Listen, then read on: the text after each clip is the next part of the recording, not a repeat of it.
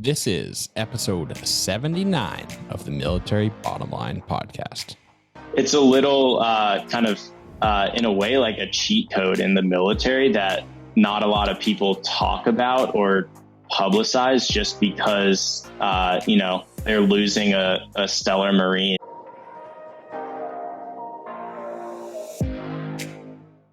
Welcome to the Military Bottom Line podcast, where we learn from veterans and those currently serving how to make the most out of a military contract. We're here to motivate, inspire, and help you leverage your service to positively impact you professionally, personally, and financially during your military career and beyond. What's going on, everybody? Welcome back. It's been a while since I've done the podcast format content, and I'm really excited to introduce you guys today to David Fisher. David just got out of the Marine Corps after spending a number of years as a commissioned officer after attending OCS once graduating Princeton University. So David's a wicked smart guy. He spent some time in the Marine Corps. He did two deployments and actually extended for his last MU deployment. And he comes on the show today to talk about his transition time, talk about his time in the Marine Corps, but mostly bring up some information and kind of wisdom and share his experience with NFTs as he's kind of starting to create his own business, his own line of NFTs for veterans. And what I think is so cool about what David is doing is that NFTs and this whole crypto thing is kind of mysterious to a lot of people, but he is providing an awesome opportunity for veterans or really anybody who wants to support him and veterans to get a free DD214 NFT. And so what I think is valuable here is that he provides basically an opportunity for everybody to get educated and go through the process of actually, purchasing for free an NFT so that when it comes time to actually invest in your own NFT, if that's something you're interested in and you've already have experience in it, and you can further get involved. And so I think it's really cool what he's doing. And I think he's on a good mission to support veterans. And he has this really awesome goal, a really awesome dream of using these NFTs in the future to actually support veterans via grants and scholarships and things like that. So definitely stick around to hear David's story and help support his cause. I hope you guys enjoy. What's going on, David? Thanks for joining me today. Yeah, absolutely. Appreciate you for having me on. Yeah, man. I know we just connected the other day on social media, which is always a good time. And, I've kind of seen your unique project that you're working on. So I'm excited to get into that. But before we do, I'd kind of love to hear a little bit of background story on who you are and how you ended up joining the military in the first place. Yeah, absolutely. So David Fisher, I'm from San Francisco, went to Princeton University in New Jersey. Didn't do ROTC there, did officer candidate school during the summers. And then upon graduating, commissioned as an artillery officer in the Marine Corps, kind of bounced around from Quantico to Lawton, Oklahoma, which was not the best time. And then luckily got stationed in Camp Pendleton, California, and went on 2 deployments from there with 1-4. So, yeah. Right on. So Princeton, and you did not do OCS. So I'm always curious about this, to try to help other people make kind of the best entry possible. Did you, since you didn't do OCS, did you get scholarship or how did you pay for college? So I did do OCS. I didn't do ROTC. Yeah, my mistake. Yeah. No worries. And they actually don't have Marine ROTC at Princeton, but they have financial aid. And so my parents and grandma paid for my college. And then during the summers, you go either 1 10-week program to Quantico or 2 6 weeks. So I did 2 6 weeks. So in between my sophomore and junior year, went to Quantico, got screamed at, sweat a bunch, ran around, got no sleep. The officer version of boot camp. And then I went back between my junior and senior year. You get paid sergeant pay for the 6 weeks you're there, and you actually do not sign a contract until you receive your degree from college. So once I graduated from school, I had the option to join the military or not. And, obviously I chose it, and was definitely a great decision looking back on it. Awesome. Was joining and commissioning in the Marine Corps your plan when you started college, or how did that pursuit actually come about? Yeah, it was not. I was a big athlete and tried to make the tennis team at Princeton. Didn't make it, and wanted to do something physical and be part of a team. And they have recruiters on campus all the time from New Brunswick, New Jersey, and so went up and talked to them, and got a good family friend who was an infantry officer, and so kind of knew about it from him, and then kind of just got into the program and went from there. And as soon as I started, I knew I was going to regret it if I didn't follow through with it, even though I would get back from OCS having lost like 20 pounds and just being so beat down and sleep deprived. But yeah. I imagine at that age when you're trying to pack on the gains, going to some place where you're going to lose all that mass is fun. No, definitely. Did you pursue artillery, or is that just kind of how luck had it?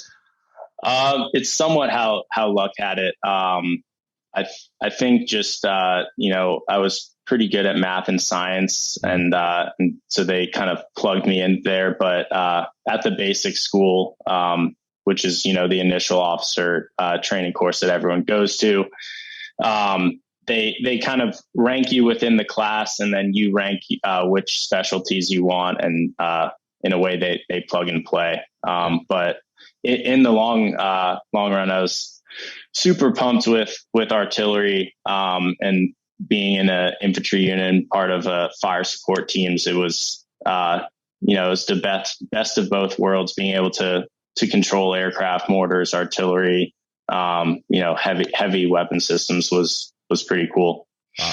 Awesome.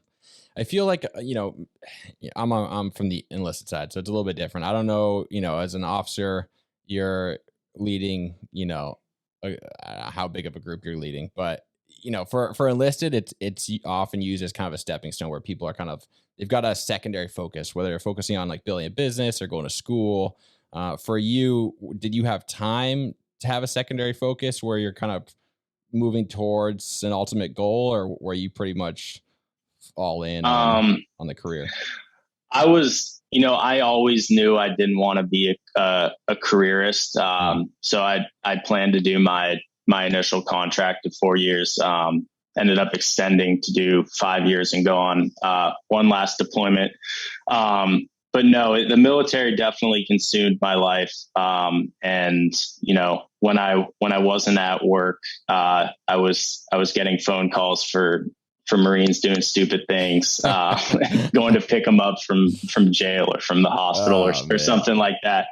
But no, I mean, I was an architecture major in college, so I've always loved to be creative and draw digitally. So I was the guy that everybody would come and be like, "Hey, can you design my platoon T-shirt with a camel mounted by a Marine shooting a 50 cal?"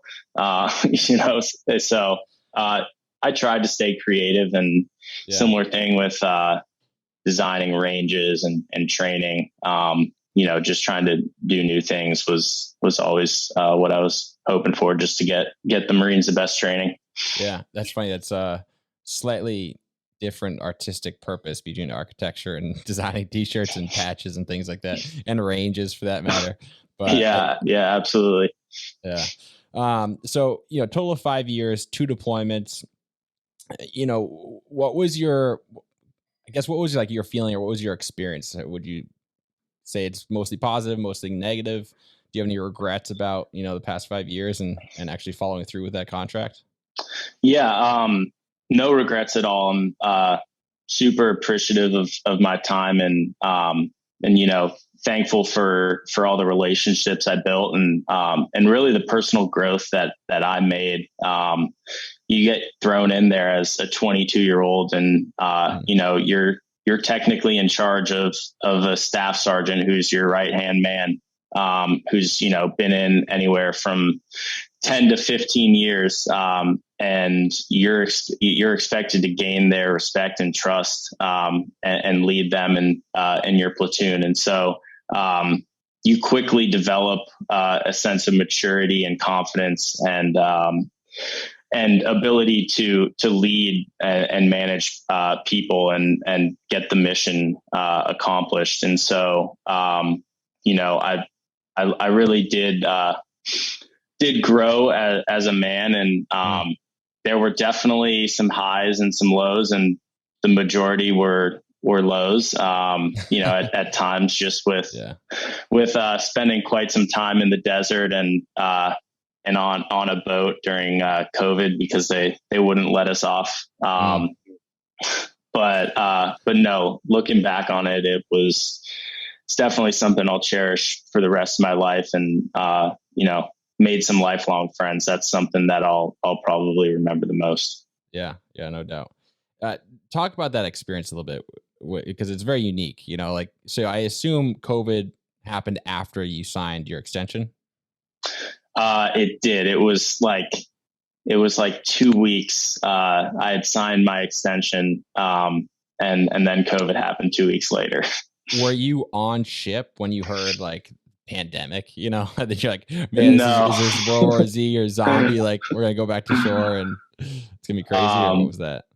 No, I wasn't. I was at Camp Pendleton, training, and yeah, I mean, World War Z hit, and you know, no one really knew what was going on. Everyone was freaking out more about COVID than training, which was unfortunate. But you know, it's just the fear of the unknown. But no, COVID kind of hit the U.S. in February, March of 2020, and I went on deployment in September of 2020. So we continued to train. A lot of our unit got COVID, and you know, thankfully no one was significantly impacted or hurt from it.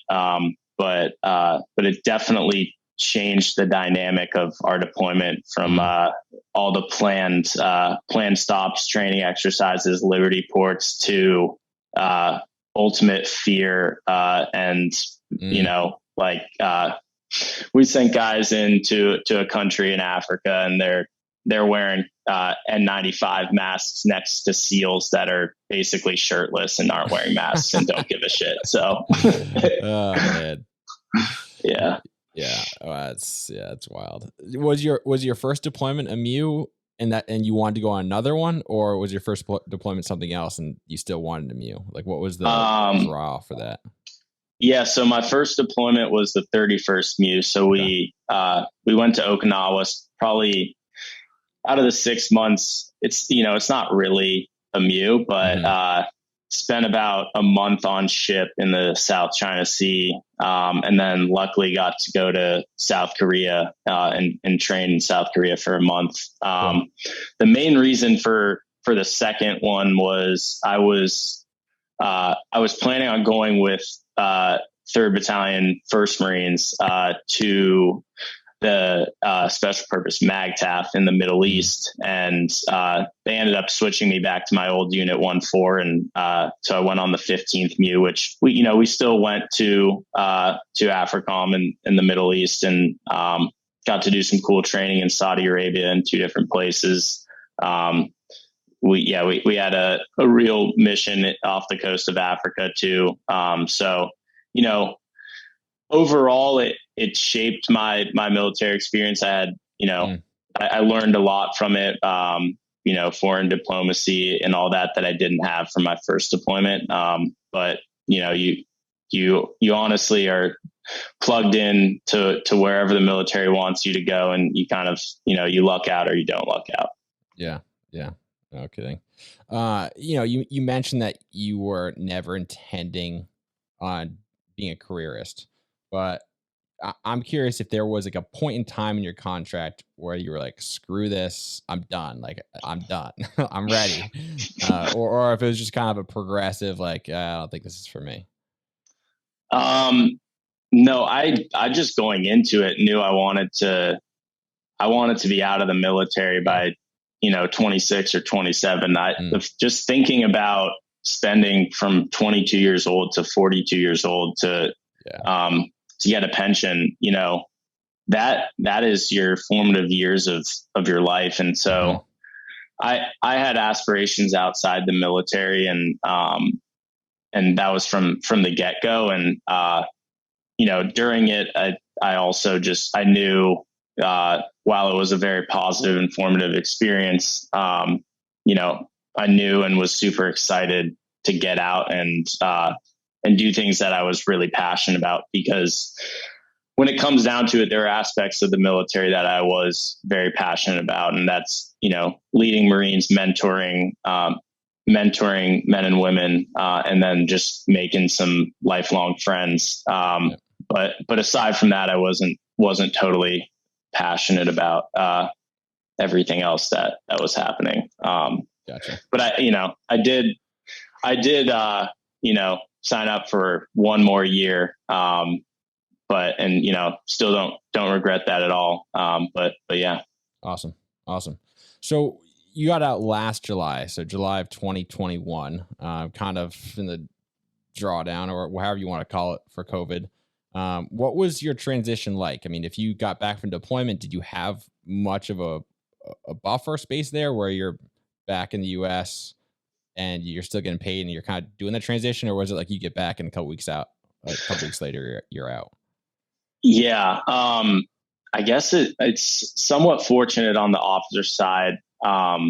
It's very, not so often officers get extended. We have career designation, and I declined career designation because that basically signs you up to get orders. And I wanted to go on the deployment. And so extension was my only possibility. And somehow they approved it, but I was able to pick my EAS date. And so I picked it, thinking that I was going on a deployment with 3-1 that was getting back a month earlier. But I wanted to get out pretty much right after the deployment. That was just maybe a short-term thought, that maybe I could have spent a little bit more time in, but I got back from deployment in early May of 2021. And then I got out in early June. And so I had already done, I had already done like TRS and all the requirements prior to deployment. And so I came back, and honestly, the toughest thing was I was I was ad von home from deployment, setting everything up as a senior man. And, I was the XO of weapons company, and the CO was leaving. So it was tough to basically say, hey, I can no longer do all this work. I have to focus on me. So it was a balance. But turning in all my gear and saying goodbye to everyone, getting checkout sheet done, all that. And then I was out the door in early June on terminal. And wow. Yeah. I mean, that's a quick turnaround. It definitely, was a very quick turnaround. I've talked to some other people that have had similar turnarounds where they get back from deployment, minimal time, and then out, and I don't know. I mean, from your perspective, do you feel like it was like you missed opportunities as far as exit programs and things like that you could have taken advantage of? Or, I mean, at this point, you're kind of, life is good, but in hindsight. I don't think there's like one way to get out of the military, because,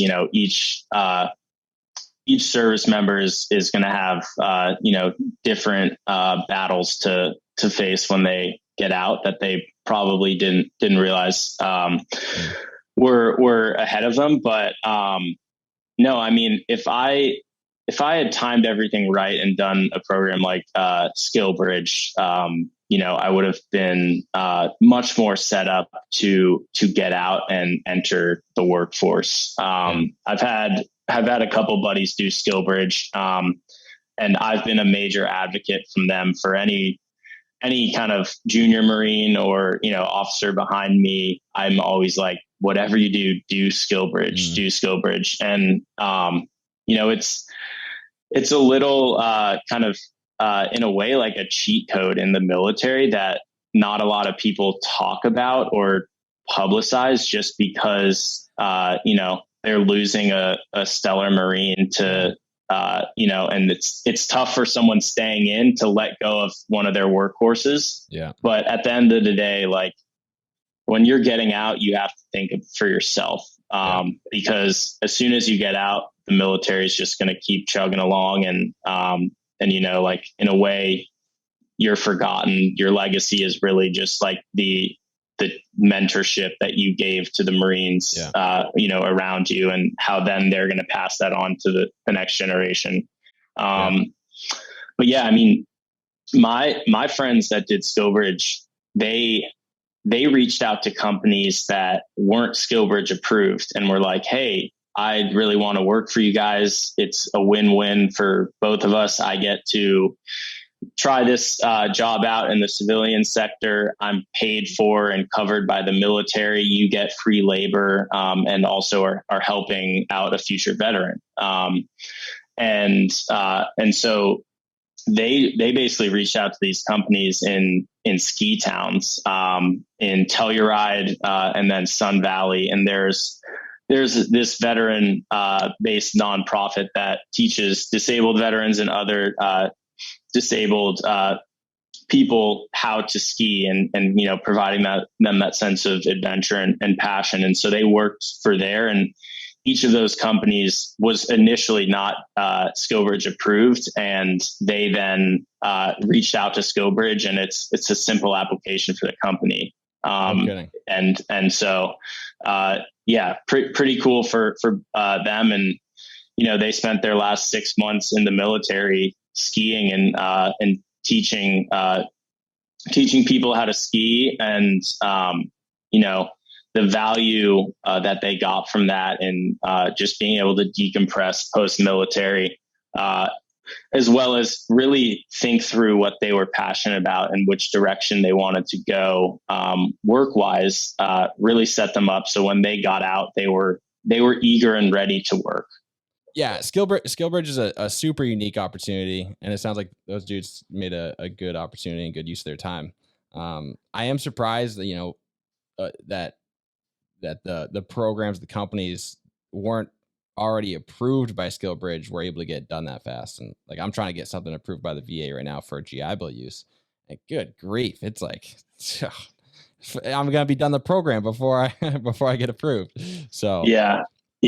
I mean, I was I met this Mass Sergeant MARSOC guy who's getting out after 20 years, and was talking to him, and he's going into venture capital. Met him through the NFT space, but he was saying that he has a captain who's on SkillBridge working for him. So it's no kidding. you can really flex the rules there, and it's not something that should be abused in any way. Yes. But it's really about taking care of yourself and getting ready to take a huge step and, get out of the military, something that really does just control your life completely. Yeah, no doubt. Yeah, I'd kind of love to hear, like you mentioned, the NFT space. And so I know you're involved in that right now. But I am curious how you got there. Like kind of give the lead up before we talk about what you're doing, Yeah. So I was an architecture major in college, so I've always liked to digitally draw, and I was making the t-shirts for every platoon of a guy smoking a Camel cigarette, shirtless, shooting a 50 cal on a camel, walking through the desert, and so I've always kind of had that creative artistic passion, and when I got out, I started working for an adventure travel startup.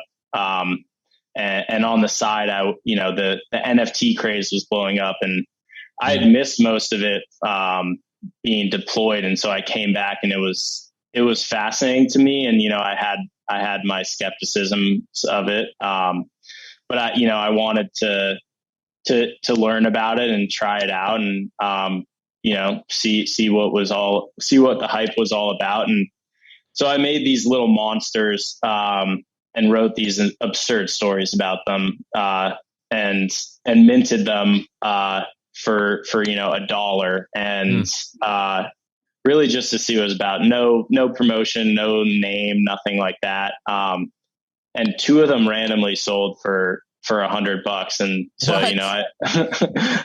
I made like $198 on them, but I didn't even know until months later, because it wasn't like something I checked. I just went to my, FTX account and was like, where'd this money go? And I searched the transaction, and I have no idea who bought them. Wild. So all right. I know pretty much nothing about this stuff. So you create some kind of a monster, you say, with a story. Yes. On what, like Paint or Photoshop or something like that? Adobe Illustrator. So pretty much like Photoshop. Yeah. Okay. And then you say when you say you mint it, what is that like different than saving it as a JPEG? So it is. So you save it as a JPEG from Adobe Illustrator, and then you can go to these marketplaces, OpenSea, Rarible, and then FTX is the one I settled on, and you can mint it, which is basically like saying you're putting a stamp on it. It's now an NFT. It lives on the blockchain. And the blockchain is just, it's a network online on the internet that, every transaction, the time is tracked from which wallet it's going. So it's going from, me to you. Everything is publicly accessible. Mm-hmm.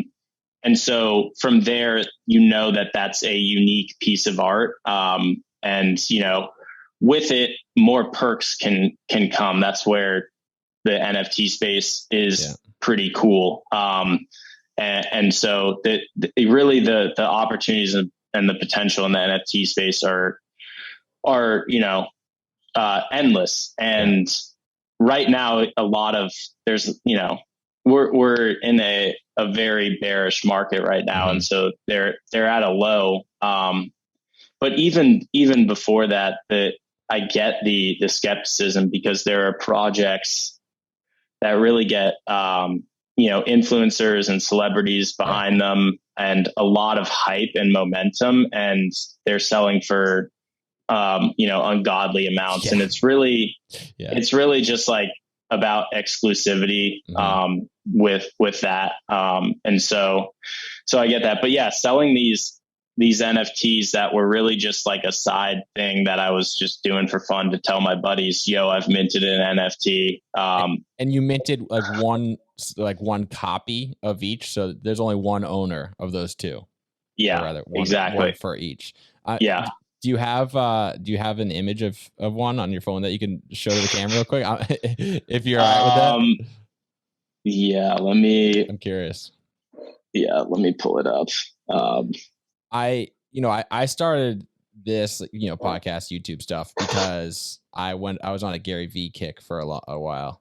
And I'm sure if you're interested in NFTs, I'm sure you know about Gary V, because he's big on those. And so, I've realized I've listened to him enough to realize he's right about like a lot of things. And so I see, obviously there's massive opportunity and future with the NFTs. But once you start getting like, spam DMs about like, oh, like buy my NFTs for this, that, and the other thing, I think just like every other new thing, it kind of blew up. It'll calm down, and then the real value and opportunity will kind of show itself as the future comes. So I like what you're doing, because I think, I don't want to give it away yet while you're on the phone, but you're kind of providing an opportunity for people to get practice of this kind of complicated. I mean, it's pretty foreign. It's brand new.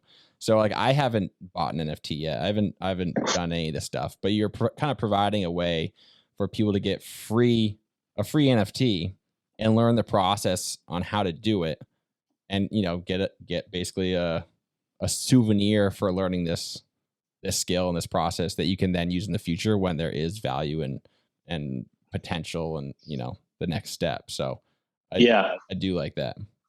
All right, you wanna see this? Yeah. This is Thickwadius Taint. It's so funny. How'd you go over that name? I just I don't even know what kind of dark place I was in, but gotcha. And then I wrote some absurd story about like how Thickwadius Taint came to be, and all the other ones have pretty absurd names. Too funny. Yeah, no, it's definitely creative. Was very, very, very creative. Yeah, and that's the whole point of it, man. I like it. Yeah, exactly. Sorry, that distracted me. What was your question again? It distracted me too. But yeah, no, because I first kind of came across you when you were putting out your drop for basically a DD214 NFT, which is free to anybody, but obviously veterans too, since we know what the DD214 is. And so I like what you're doing with it, because it provides kind of an opportunity to go learn this, this process for free and actually get something out of it at the end. But with that, I'm curious, like, what your mission is and what you're kind of pursuing in creating these. Yeah. So, I mean, little backstory. Those crazy monster NFTs really just spiked my curiosity in the space, especially when a random person bought them. But I ended up quitting the startup. It was super small team and was just a little too mismanaged for me to stick around. And I planned to take some time off, but I started drawing this G.I. Joe action figure, and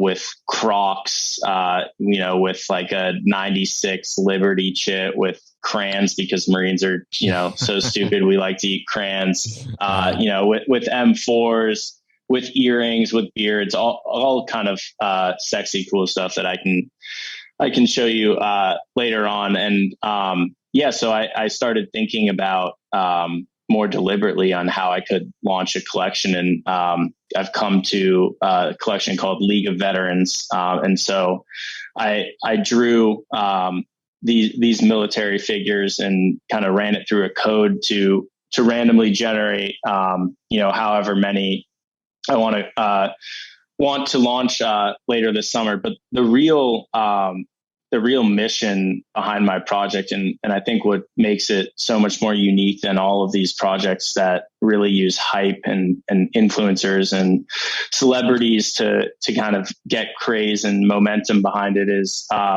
there's a true impact driven mission to help veterans. And the main thing is getting veterans into the creative, entrepreneurial, and artistic space. And when you're in the military, you're really told, like, here are your left and rights, don't deviate. And it's hard to be creative. And I'm I'll always be a creative person. And I know a lot of vets are the doodles I've seen in foxholes and, the Porta-Johns are, those are, those are classic. Someone should make NFTs out of those, honestly. But there are a lot of very creative veterans out there, and when they get out, there really isn't a platform for them to enter the creative space and take risks and explore their passions. And so I hope to kind of bridge that gap between transitioning veterans and the creative space. And I found immense passion in doing this project, and it's kind of given me my sense of purpose and belonging that I initially missed from the military. In this in this creative light, and space. And so, we have a breakdown of where all the money and proceeds are going to go, from the collection.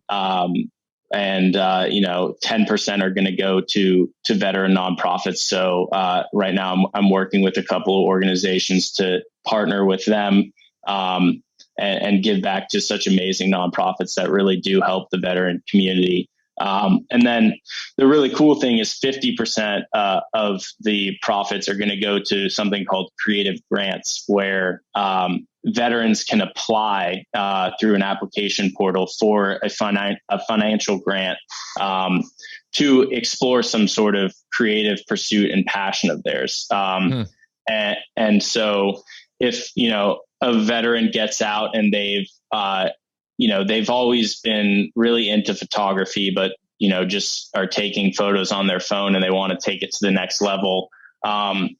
They can apply with their dreams and aspirations, and we can buy them a $1,000 Nikon camera. Or you, for example, if you were just starting out and you were always thinking about making a podcast to help veterans transition, we could hook you up with that sexy microphone and headset, and from there you are a resource. And what do you do with that microphone? Well, you make a podcast to help veterans transition. Like what more of like a perfect candidate could you have been? And still are. Maybe you want to up your game in some way.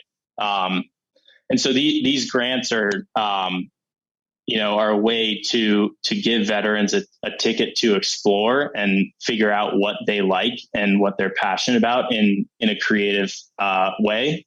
And creativity is super broad. You can be creative and passionate, about pretty much everything. And so, that's generally the gist of the project, is to help vets find their passions in the creative space. And then I'll touch on the free DD214 piece. Yeah. Gaining a following and getting the message out there is really a very challenging thing. Sure. And so I've been grinding on that, really just talking to so many veterans and telling them about the project, and, showing my face, making videos on my Instagram, and putting them on TikTok for them to get like 10 views. But just like there's definitely some concern in the NFT space of rug pulls or people going to rip you off or scam you. And so I'm just trying to put my face out there and be as transparent as possible. You go to our website, and there's a bio on me with my face, with my name. If you go to our Instagram, like all the videos are me and my buddy Jude, who is in the Navy. And so we're trying to just really hold ourselves accountable and put our face out there. Cool. And part of our plan to, reach a greater audience was free DD214 NFTs. And, I will never forget the day that I got my DD214. It was amazing. It's like, it is burned into my memory in a good way. And just driving off base, thinking of like, wow, that day has come. There are many days on my, deployment and, through my 5 years that I was thinking about getting my DD214. And so I know other vets feel the same way. And so, yeah, you really just fill out this link that's on all of our social medias with your name, your email, and your crypto wallet address, and kind of like whether you're a service member or not, because we're also making them for people who support service members and veterans. And I'll custom make it to you and then send it to your address, your wallet address for free. And cool. So it's all through MetaMask, a wallet, which is a Chrome browser extension, or you can get the app on your iPhone or Android. And yeah.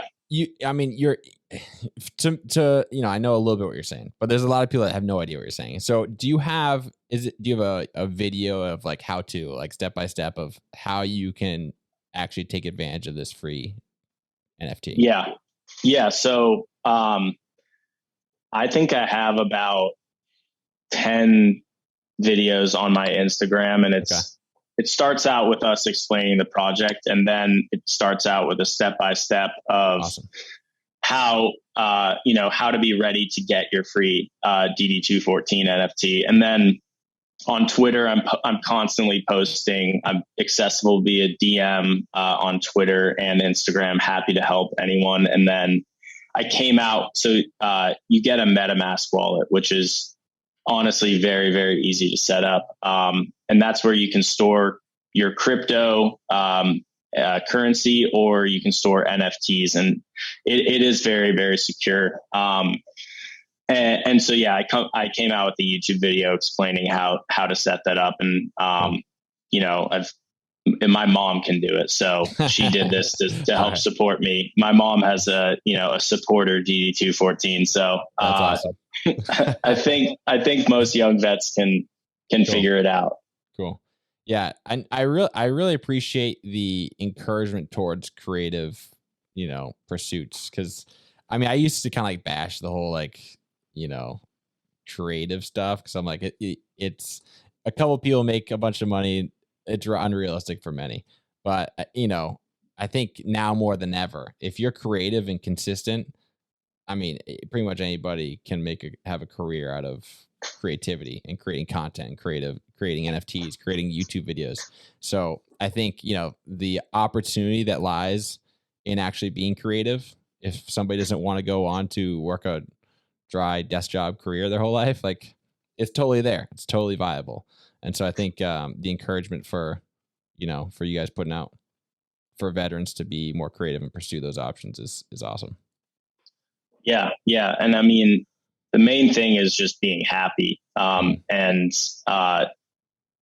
being financially stable is amazing. And, you don't have to be creative through your job necessarily. You can be, but it really can just be a hobby. And I'm sure you found like immense passion in making this podcast. And, it's given you, aspirations outside of, the day job that you have or whatever. And, I'm the same way through League of Veterans, and, how much belonging it gives me. And, I wake up every day just like super pumped and motivated to crush it and continue to grow this. So that's awesome. That's awesome. Cool, man. I mean, yeah, I love to, provide, what's the best place to connect with you, the best place to actually, support your mission? Is it Twitter, Instagram, a website? Where should people be looking for you? Yeah. So, our Twitter is League Veterans. That's the most important place in terms of crypto and NFTs. Everyone in the market really lives on Twitter, and there's great information constantly being put out there. But no, I'm also on Instagram as well, at League of Veterans. And Instagram is a great way to show the artwork and also come out with these cool videos. And then I also have a website, which is leagueofveterans.io. And that has everything. So if you're really trying to dive deep into the project, I recommend going to our website at leagueofveterans.io. And then, from there, our social medias are linked. But Instagram is League of Veterans and Twitter is League Veterans. Awesome, man.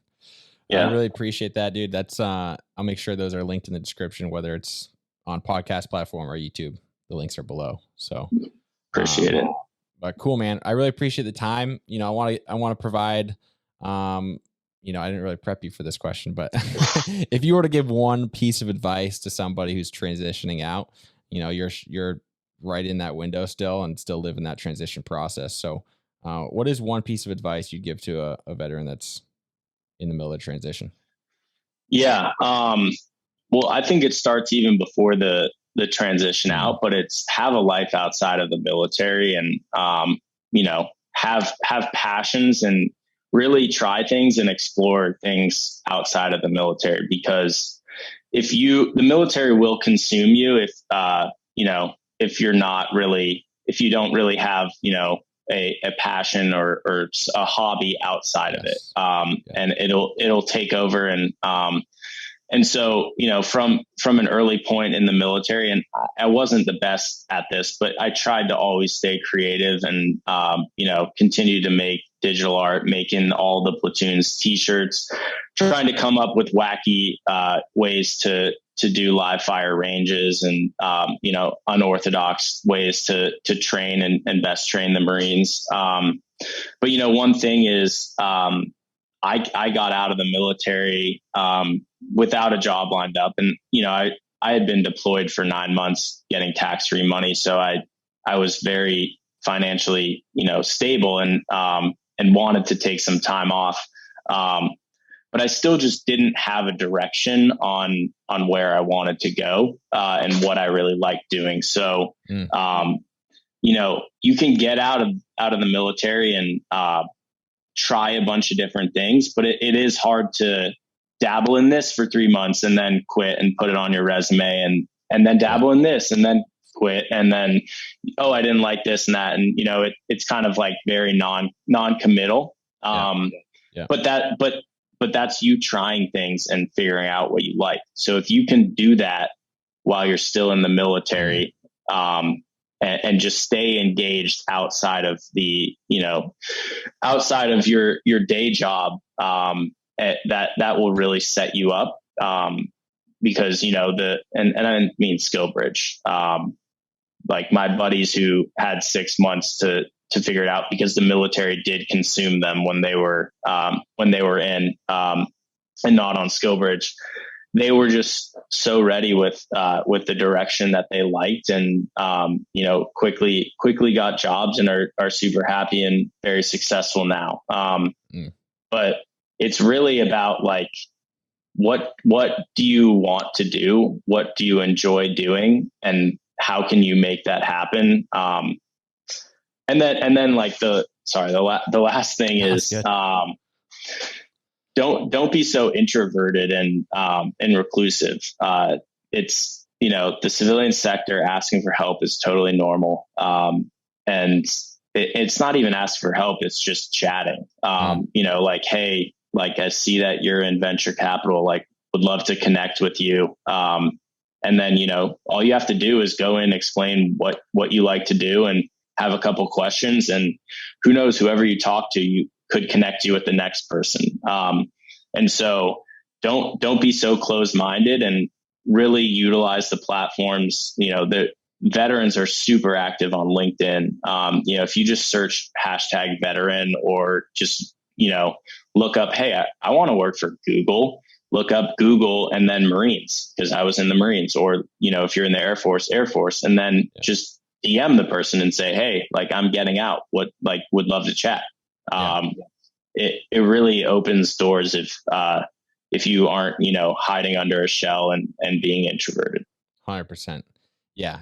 Nobody's going to find success on their own. So I think building that network and being proactive in meeting other people is definitely important. So all good points. I mean, I was only looking for one, but you knocked it out of the park with multiple there. So I appreciate that. Sorry. No. Long-winded. No, all good, man. But thanks so much, David. I really appreciate that. For everybody that wants to follow you, again, League of Veterans, all links are below. Thanks so much, man. Talk to you soon. Thanks, Jason. See you later. Hey, everybody. I really hope you enjoyed that episode with David Fisher. If you guys are looking forward to downloading your free custom DD214 NFT, the information and the links are below. So don't pass up this opportunity to go through this learning process on actually attaining an NFT and going through that exercise, so that when the time comes where NFTs are more mainstream and more real for everybody, because I think we're going there regardless of how you feel about it now, I think that there is a future for them. So I think going through this exercise is valuable. So don't miss out on the opportunity and claim your free DD214 NFT. thanks so much, guys. I hope you guys enjoyed, and I'll see you guys later. Peace.